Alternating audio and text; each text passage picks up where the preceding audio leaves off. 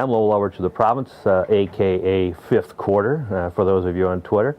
We're here to talk a little bit about the 2012 season that was for the BC Lions, and the way it started and the way it ended, I guess. To me, I guess a couple of the things that sort of stand out in 2012, it being a sort of a transitional year.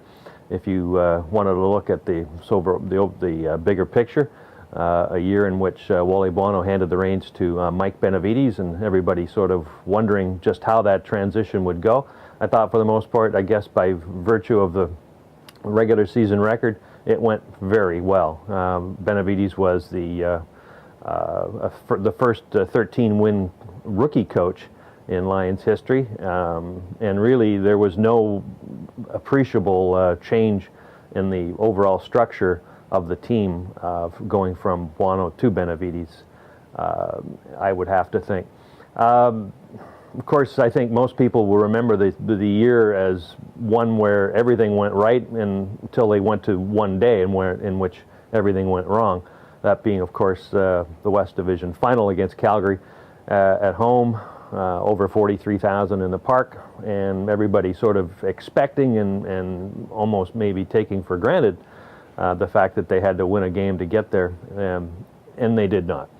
For me, that game was not lost on the 18th of November. It was lost really, I think, in the month preceding to it, when the Lions were rolling.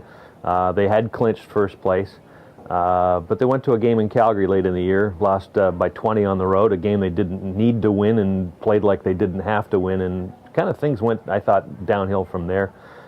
They played so-so in a mean-nothing game at home to close out the season against Saskatchewan, and had a long 2-week wait, which has hurt many teams in the past, coached by Wally and others in this league, going in from that bye week into the West Final.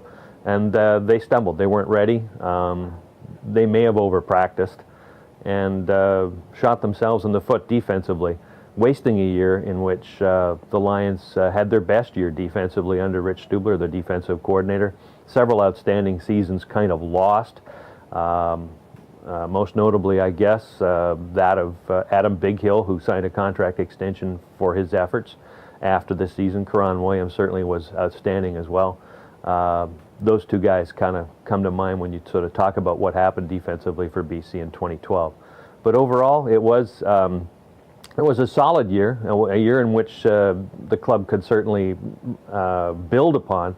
The question becomes, what exactly will they do, having stumbled so badly in one game? Do they take care of the core of the team and sort of try and weed out some older players, or do they do a complete rebuild? That's sort of the issue going forward into the 2013 season. Most people in the off-season, of course, were talking at its conclusion about Geroy Simon. Would he be back?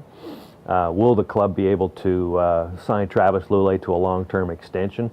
I would venture to guess that the answer to both of those questions are yes and yes. I think Geroy will come back. I think he'll come back for a lower dollar, but I think he'll come back for the same role that he did played in 2012, which wasn't good enough, but his pay cut will be representative of the year that he had. Lulay, I think that is a foregone conclusion. They have been talking, quietly over the last little while, and I expect once the cap year rolls to 2013, that you will hear about an announcement for them. But 2012 was a breakout year for a lot of players. We mentioned Bighill. Certainly Andrew Harris had a year in which he could build on.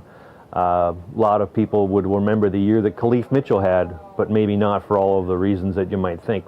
A lot of it had to do with what happened off the field than what it did on. But this team certainly has a lot of promise.